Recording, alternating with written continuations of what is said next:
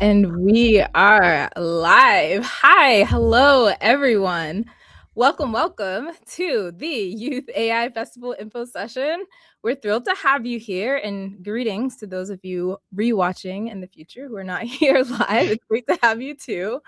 I am your host, Dr. Randy from Day of AI, joined by my partner in crime, none other than Matt Taylor. Say hello, Matt. Hey everyone, how's it going? And we're coming to you live from MIT, Raise, and Day of AI.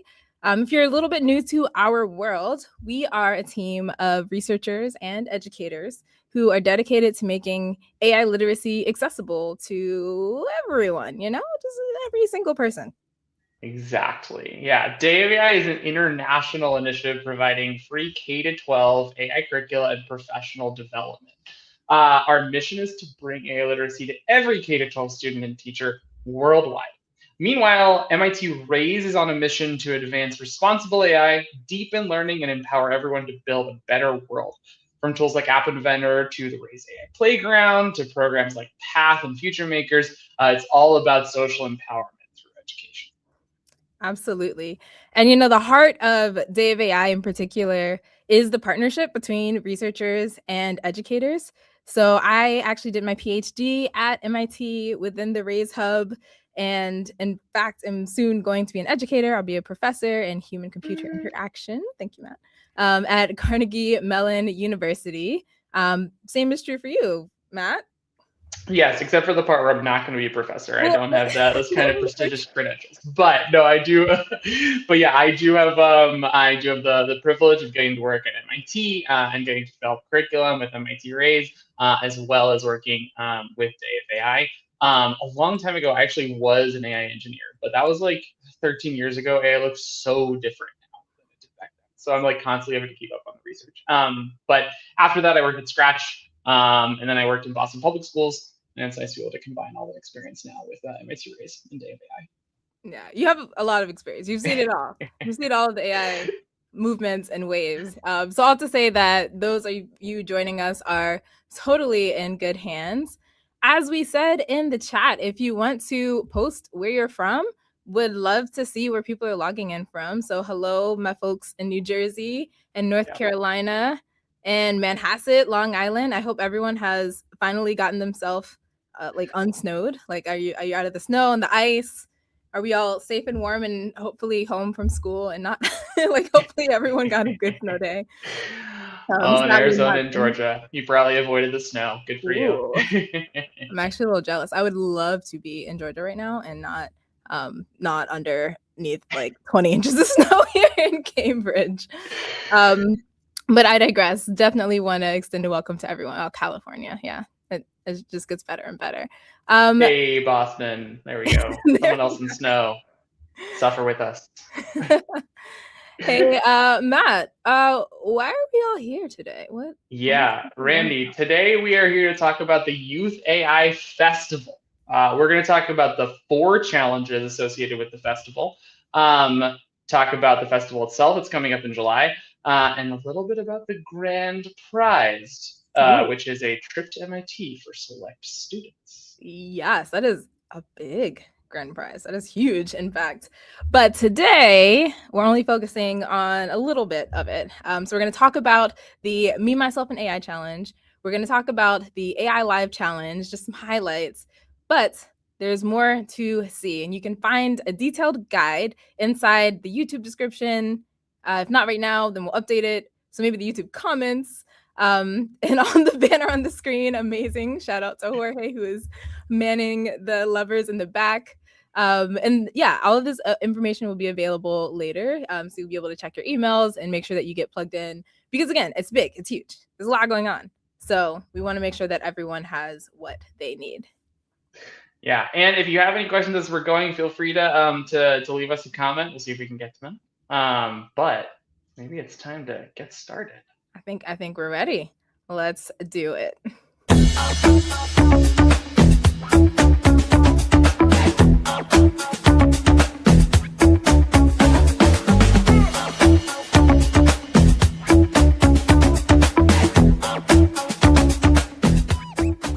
Our students are capable of amazing things, but too often their voices are missing in education, especially in conversations about technology, where they're often more fluent in tech than we are. We're already seeing how AI is transforming education itself, from next-generation AI tutors and ChatGPT to tools that help teachers and administrators. AI is so important because it is shaping our future and our reality, but it's important to note that it must be used responsibly. That's why Day of AI and MIT Raise are launching Responsible AI for America's Youth, a nationwide movement to prepare every student for an AI-powered future. We are challenging students with engaging, hands-on projects that make AI real and relevant beyond the classroom. We'll showcase this work at events across the country, culminating in an AI Youth Festival at MIT in July of 2026, celebrating the country's 250th anniversary. We need to build an AI literate world. Now is the time to take positive action to define the role of AI in the education of our children. Super excited about the Day of AI to K-12 students all across the U.S. Students will be empowered, AI literate, and will help change the future. Thank you, guys.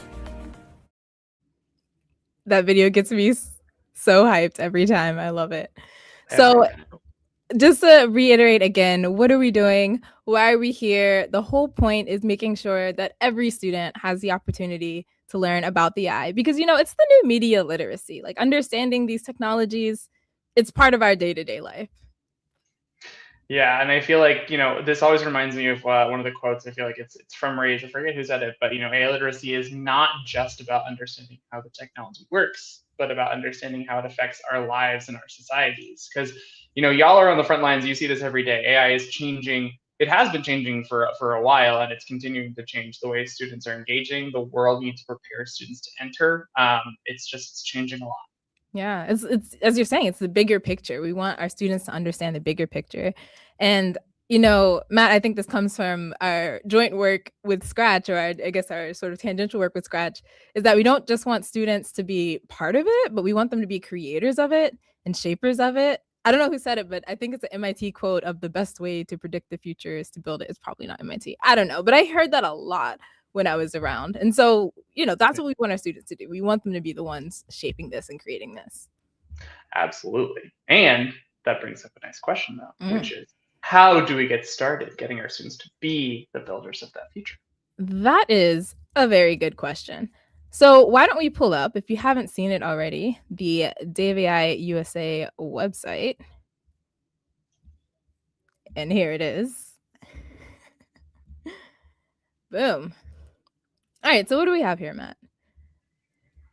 So this is the Day of AI USA website. This is where you can find all sorts of information about how to engage with Day of AI USA. We have some curriculum. So if you go over to the curriculum tab at the top there, you'll see we have a number of different options, all the way from K to 12 for getting students started with basic AI literacy and how to start understanding how AI tools are built and how to think about them critically. We also just added an awesome AI trivia time game that we have some folks who are already using, and it's very, very fun to play. Nice. Yeah, so if you are logged in, you can actually see the game leaderboard. So you can register now to try and get yourself on the leaderboard. But this is the website. And as you notice, if you were to click on these grade bands, you see we literally have from ages 5 and up. The lessons are all laid out with an educator guide, slides, student resources, and even tutorial videos that you can check out. So lots to dig in, lots to see there. But the point of all of this, is that we want teachers to start using this in their classroom, but we felt like there was a need to sweeten the deal. So I'm going to ask you again, Matt, can you tell us a little bit about this festival tab over here? Oh, absolutely. Yeah. So that curriculum is there to kind of give you a nice base, a nice foundation so that students can engage in some of the next level project creation that's associated with the Youth AI Festival.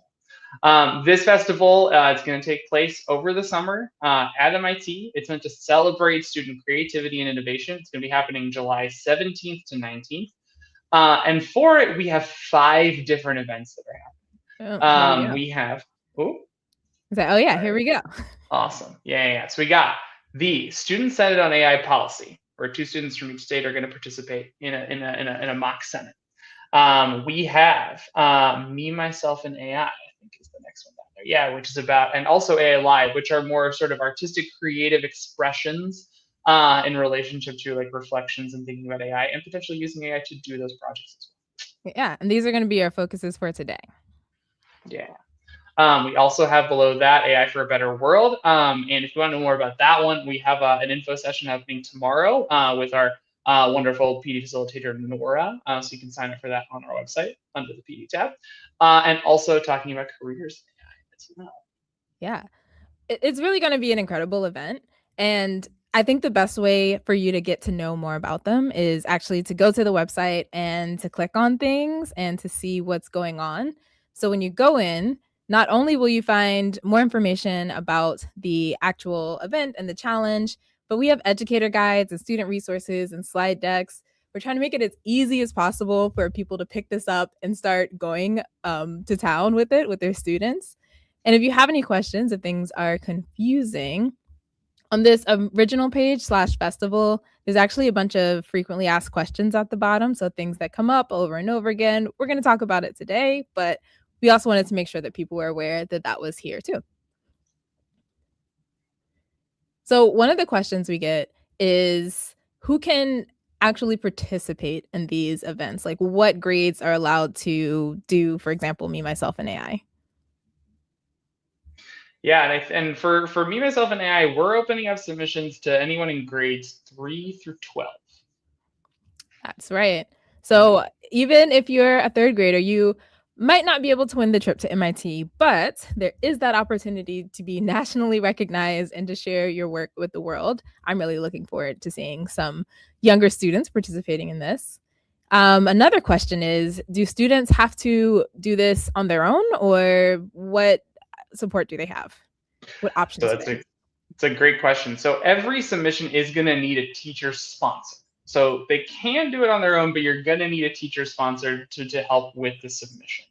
And some of the projects you can do in groups. Some of them can be done individually. Some of them have to be in groups. But regardless, if it's happening, in an extended learning program or during school hours or at home, as long as you have a teacher sponsor, you should be safe. Absolutely. And I saw a question in the chat asking, where can I sign up for an information session for AI for a Better World? Again, register at dayofai.org, dayofaiusa.org, that is. And then you'll be able to go to this professional development tab. Boom. You'll see our calendar all filled out, and you can sign right up to spend some time with Nora over Zoom and learn more about that session. So there you go. Thanks for asking the question. I also saw a comment just now that Abraham Lincoln and Peter Drucker probably said the predicting the future, the best way is to create it. Thank you so much for adding that comment in. So it definitely was not someone from MIT. Not maybe a little bit out. Okay, all right, yeah. I really thought it was too. So maybe that's a little bit self-centered of me.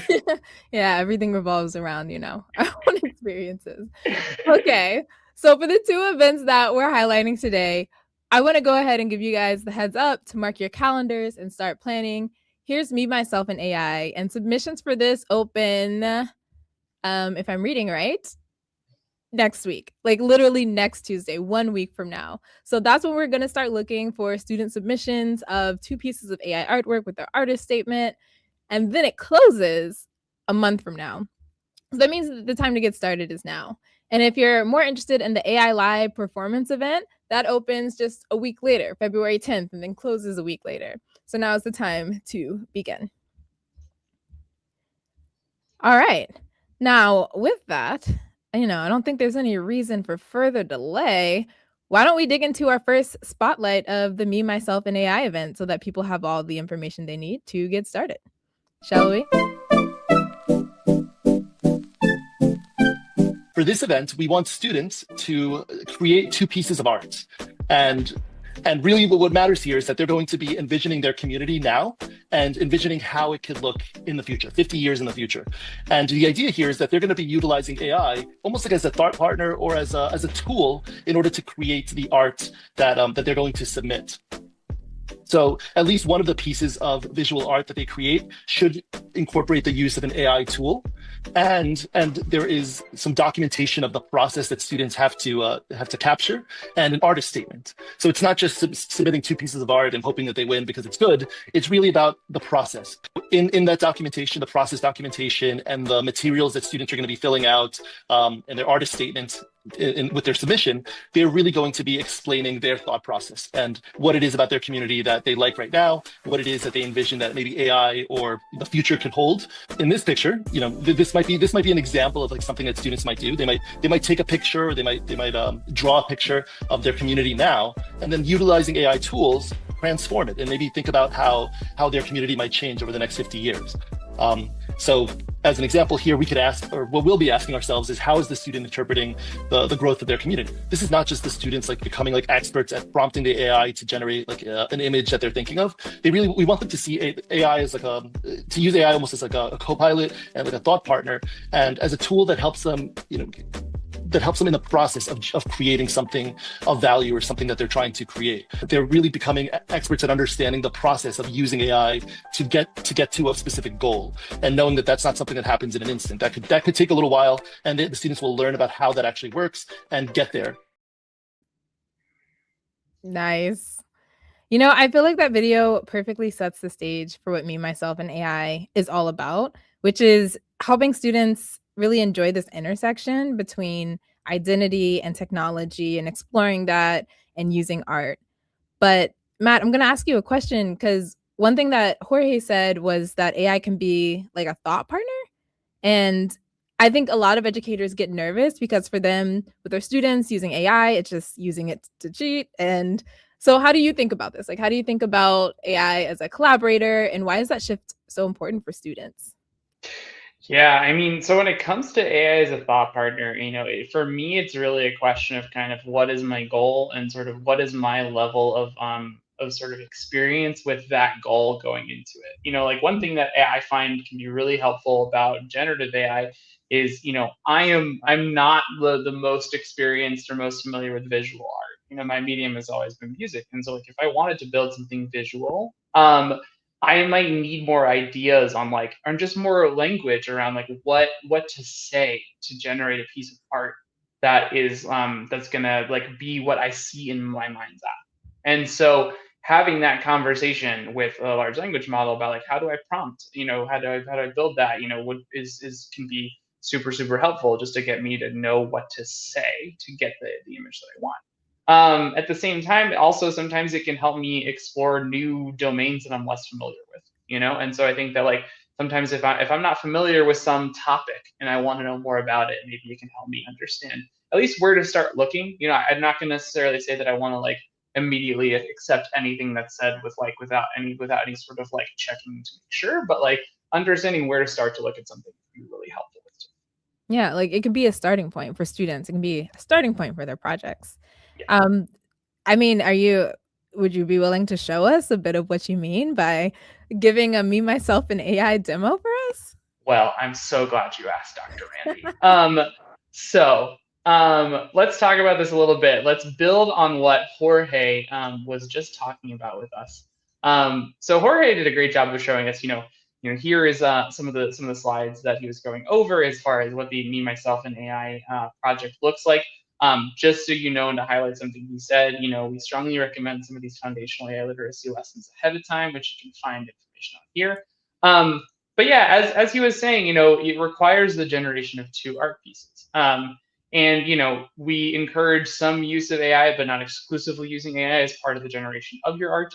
Whether that means like drawing something and uploading it and asking AI to make to tinker with it a little bit, whether it means generating something with AI and then using that to generate your own piece, it's really up to you. But like, let's say that I wanted to generate a first draft of an image just to see, what to get outside of my own head, what's something that I would like to see. So I might go to Gemini, which is a tool that can do chat, but can also do image generation. And you can kind of choose it by, going to tools, going to create images, and describing the image that I want to generate. And so like, let's say that I was doing something related to Me, Myself, and AI. So what does my community look like now?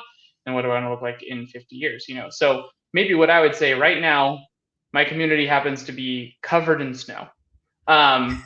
And so I might say like, let's see, generate a picture of, and I actually feel like it's emblematic of, Somerville, New England. We're known for our winters. Sometimes they're harsh, but we have a lot of fun in the snow. So maybe I'm going to say generate a picture of Somerville, Massachusetts. We'll see if I can actually get that specific.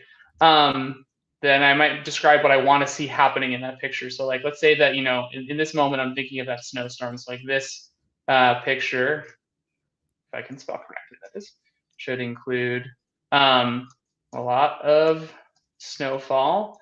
And one image that has always comes to mind for me of like my town and like deep, deep snowfall in the winter is people skiing in the middle of an unplowed street.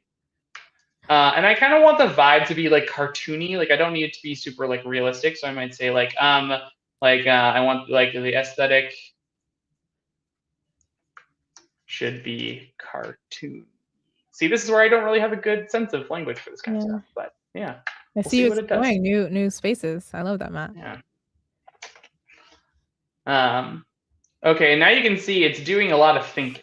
It's doing it, and then so just so you all know, there are different models you can choose with Gemini. Thinking, fast, pro, and these models are going to have different levels of complexity and different levels of stuff they're doing under the hood. That is actually not bad. That's pretty accurate. The house, right? Yeah, the houses look a lot like the kind of houses you'd see in the area. I love the image of a dog on the skis as well, and like the snow coming up. That's pretty good. I kind of love that. Wow. Way to go, Gemini. But this could be like the starting point for me. It could be like, cool, like this is great as a starting point. But then I might want to think about, what does it look like in 50 years? And then, and then I might start a new prompt for that particular purpose. For me, like, a big thing that comes up in Somerville is like affordable housing and climate change. Those are two big things that come up. So like a lack of affordable housing. So I'd want to maybe have an image in the future that really sort of highlights so socioeconomic diversity as part of the city. And I might also want to highlight sort of like, I hope that, with climate change, like we're able to do some work in the next, 10 to 20 to 30 years to combat it. And so, I'd worry about snow being present. And so, if I'm going optimistic, I might try and do, an image of this same, like an image like this with socioeconomic diversity, maybe knowing that like we can't fully reverse climate change to where it's at right now, but that we could maybe have some snowstorms. And so, maybe I'd say things like, generate a futuristic image with, snowfall and socioeconomic diversity represented, but maintaining the joy, snow, and architecture from the previous image. I can build on previous stuff to see if we can do that. And like, let's see what happens. As you were saying, can we start to reverse climate change? I was thinking about all of the cars in the picture and like maybe they're going to be something different and I don't know. Oh yeah, no, that's a really good idea. I love that. Like maybe in the future, like a lot of the streets aren't like, are there fewer cars in the streets? There's a lot more pedestrian areas, and like maybe there's like a public bus. Oh wow, it included high-speed rail. Wow, okay, all right. So yeah, but like more public transportation. Just going straight into the houses. It's beautiful. That's amazing. Yeah. I just noticed that. That is so cool. Wow. But I think you're totally right. Like that is that's another way to think about it. Like in that future, what does access to like public transportation look like? Fewer cars on the street, things like that. A spaceman on skis, that kind of thing. But also I think, Randy, you're talking about sort of like, climate change and like access, like, obviously, there's a lot of conversation around generative AI and how many resources it consumes to use it with things like this. And that's actually where you can start to think a little bit about, what I'm using different tools for. for instance, like, the thinking model actually, consumes more energy than, say, the fast model. And, maybe, and text generation consumes less energy than image generation. So maybe what I could do instead sometime is actually ask, a text model like, hey, can you help me think of a prompt that gets this idea across? And then put that prompt in like the image generator, so that I'm not generating as many images as I, as I brainstorm. Yeah, I remember doing this project, or a similar project rather, before, and these were with high school students in Boston, and a lot of them were very, very concerned about the environmental impact of AI. So how do you navigate that, Matt, and how do you talk to students about that? It's a really good question. I mean, a lot of times when I talk to students, it's we talk about really sort of thinking critically about how often to use AI and for what purposes, and also thinking about what kind of models are we using. One of the tools that recently came out that I found really helpful. Oh, actually, why don't I share my screen and show this just to help me understand energy consumption? Is this tool that shows like an energy score leaderboard for different AI models. And we can see like text generation, like, there's the GPU energy consumption is kind of like what I'm looking at for how much, per prompt energy is consumed. And we can see with like, text generation, it's, in the single digits, which is still a lot. Let's get that. Let's make sure that's clear. But then if we were to move over to image generation, we see it's 100 times more. And that was making me think like, okay, wow, I should really be sort of thoughtful about if I'm doing image generation. Like, I'm going to do it for an example to model to people as part of a webinar. But, maybe I don't do it, just to generate a GIF to share with a coworker, maybe not that. And then when I think about that model, the thinking model that Gemini had, that's a reasoning model. And as we can see, those use even more. And so that's also where I'm sort of like, maybe I reduce and I think really, really critically about whether I actually need to use a reasoning model when I have that setting on. And maybe instead, I make sure that I switch over to the fast model. Nice. Okay, it's so not going to be as high quality. Correctly, it went from 1 watt-hour per 1,000 queries for text model to like 100 times that for images to like 1,000 plus times that for the thinking model. That's incredible, even though it's still text, right? Yeah, exactly. Wow. But it's like it's doing so much in the background that like it just uses so much more energy. Nice. And part of this event is having students do a write-up about what they're learning. And I can imagine students in their write-up really reflecting, of course, on the issues of community and representation, but also on how they navigate that environmental impact. Like, I could see that being a huge, beautiful part of what they decide to share with us as we judge their submissions. I think we'd all look forward to reading about that. Would love to. Absolutely. Yeah. And educators, lean into those hard questions. I think I've always been pleasantly surprised by how much students are already thinking about this. Like, even like the 5-year-olds I talk to are really thinking deeply about what it means to grow up with robots. Totally. Absolutely. It's amazing. It's the kind of conversations that I find like students want to be having because they know it's impacting them. Right. Yeah.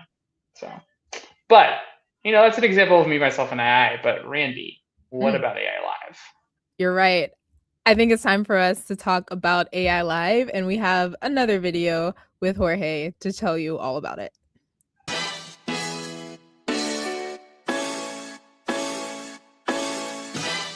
For AI Live, students are going to be creating an original performance piece. So this is really about a live performance.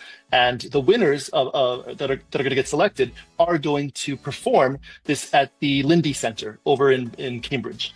So it could be a dance, it could be some sort of dramatic reading, it could be the reading of a poem, it could be a song, anything artistic, any kind of performance piece. And it could also be a team-based piece as well. So the students can work in a group and create some sort of performance piece to submit. And so the students are going to be trying to express their relationship to and with technology. So we want them to express their opinions and do that in a very artistic, creative way. And that is going to be what is going to be judged as well. So the students have to submit possibly a video, but also their artist statements, their documentation for the entire process.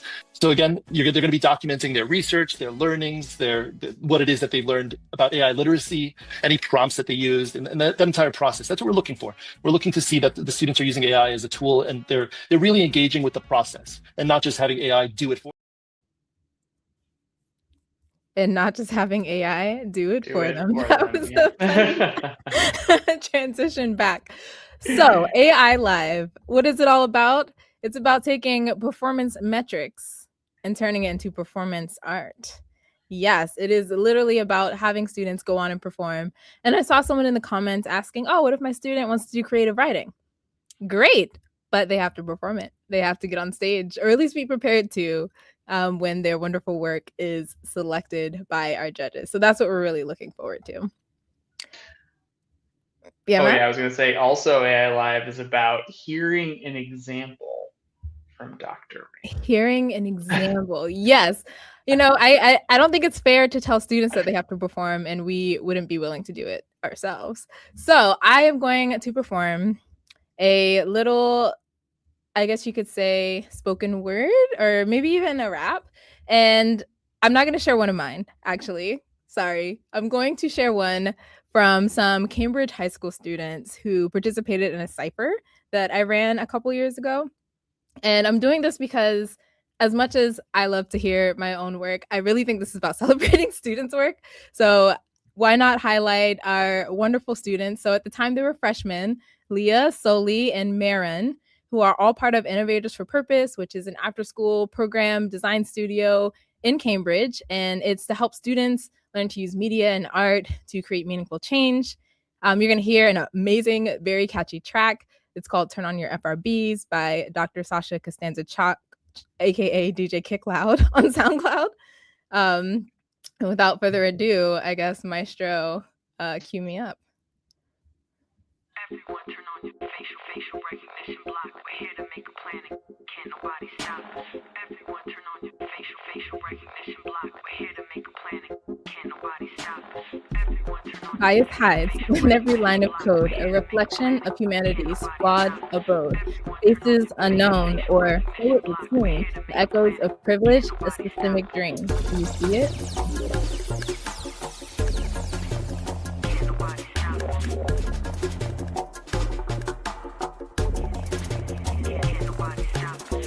In Silicon halls, a bias lies in wait. Facial recognition, a code to create. Amongst gays where algorithms play, but diversity's reflections lost in gray. Faces darker, features more bold, less likely to be recognized, stories untold. Algorithmic gaze, a filter so fine, categorizing life with boundaries divine. Bias hides in every line of code, a reflection of humanity's flawed abode. Faces unknown, or who it would seem, the echoes of privilege, a systemic dream. Everyone turn on your facial recognition block. We're here to make a plan and can't nobody stop. Everyone turn on your facial recognition block. We're here to make a plan and can't nobody stop.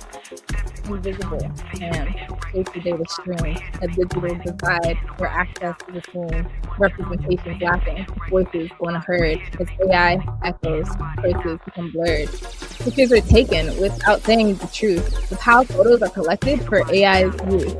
Data gathered without knowledge or consent, with no opportunity to even consent. Bias hides in every line of code, reflection of humanity's flawed abode. Faces unknown, or so it would seem, the echoes of privilege, systemic strain.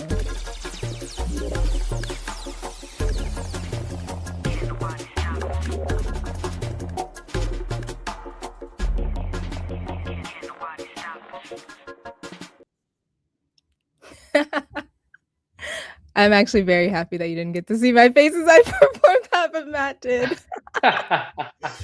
Y'all, it is time to rewrite the code. And once again, shout out to Leah, Soli, and Marin of Innovators for Purpose for creating that amazing piece. We are going to put the link to their blog and the video of them performing it in the description / the show notes. I love highlighting them and hyping them up whenever I can. They are rising stars. It was truly amazing. And also, your rendition, very, very high quality. It was fantastic. But I imagine that a lot of the educators in the audience are wondering, how do they get their students to a place, that you got to with these students at Cambridge High School? Yeah, I think really it's about finding a hook and thinking about what is the message that you're currently not hearing that you really want people to hear. I know that students are concerned about natural resources, so electricity, they're concerned about water, they're concerned about their voices not being heard and adults making all the rules, but not really tuning in to what they want. So once students have sort of figured out what they want to share, then it's about helping them think about how they want to share it. Like, how do you best communicate it? And that's a very artistic journey to go on. Before I give my kind of tips, Matt, as a musician, like, where do you start when you perform? Like, how do you get into the artistic mood? Oh, that is a very good question. I mean, a lot of times, this is very specific to me, and I don't think this is true of everyone, but like when I've written music in the past, it always starts with a bass line for me. Nice. I don't know why, but that's what it is. But it starts with one piece, and it gets to building up on that piece. And then it's always about something that is just emotionally resonant. It starts with what emotionally resonates. Yeah. And that is important. Yeah. Wait, I love that. I love the idea of the bass line sort of like communicating your emotions, and then you get into it and it becomes a whole song. That's 10 out of 10. I'm excited about that. And I'm also curious for you, we talked about Me, Myself, and AI, like it's a very visual medium.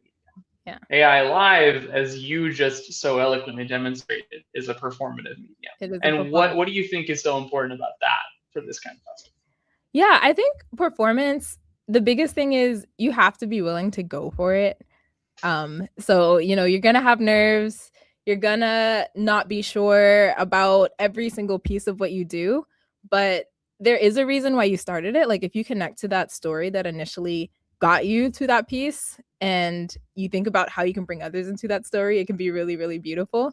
So I would really highlight storytelling. I would say, one, use storytelling to try and communicate and try and form your idea, but also as you're performing, that's part of the story too.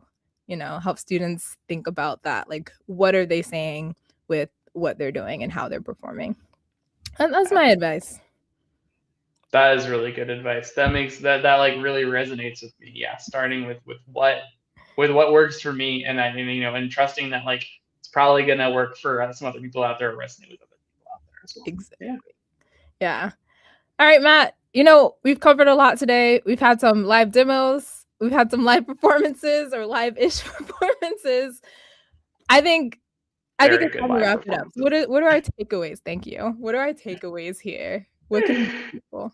Oh my gosh. Okay, so if there's one takeaway for everyone who's listening into this, it's that your students can do this. We really don't want this to seem daunting. We really want to make sure that you understand that these are things that your students can absolutely do.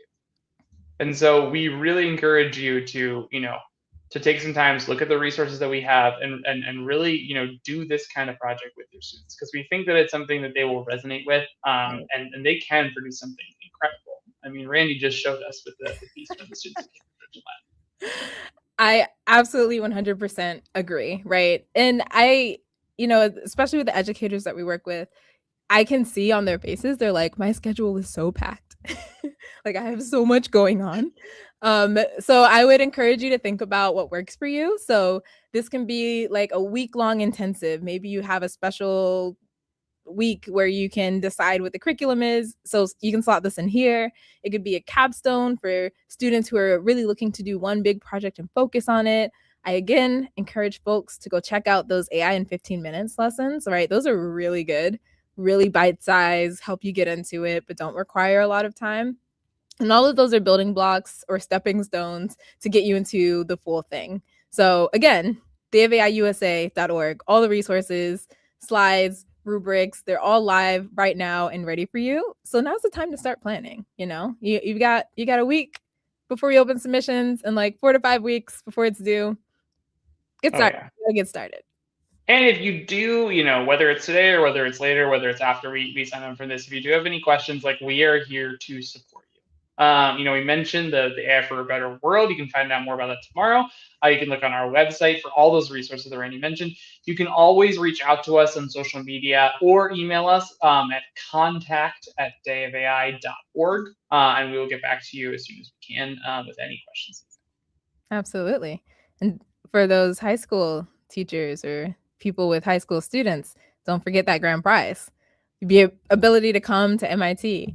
I see questions in the comments asking about any tips for students. Is it highly selective? Is it only made for low-income students or groups? Our goal really with Day of AI USA, we were sitting around the table and said, we want this to go to every part of the country. We wanted to make sure that every single student has a chance. And in fact, we will be inviting students from every part of the country to come, which is to say that your students have a great chance. Check out the rubrics, check out the FAQs, all the information that they need is there for them to get started. And then just encourage them to dig in, to be authentic, because that's going to take them a lot further, not only in this competition, but in life than anything else. So yes, it is made for all students across the country. We want to see your students join us in Boston in July. No, Matt, my birthday is in July. Did you know that? Oh my God. I actually think I do. I think it's somewhere in my calendar. I don't remember which day, but did you know I have a special birthday wish this year? Can you guess what it is? What is your birthday wish? It is to see your students join us in MIT for the Youth AI Festival this summer. That would absolutely make my day. I would never have guessed that. I would never guessed that you were going to say that. True.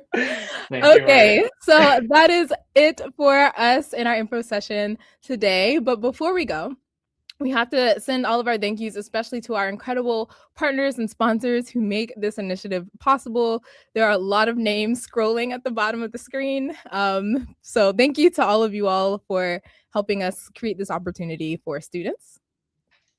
And thank you to all of you, all the educators out there, all of you who are working with students every single day.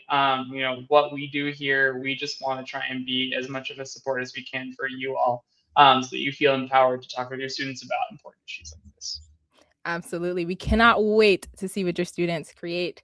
Thank you for joining us, and see you in Boston in July. Bye.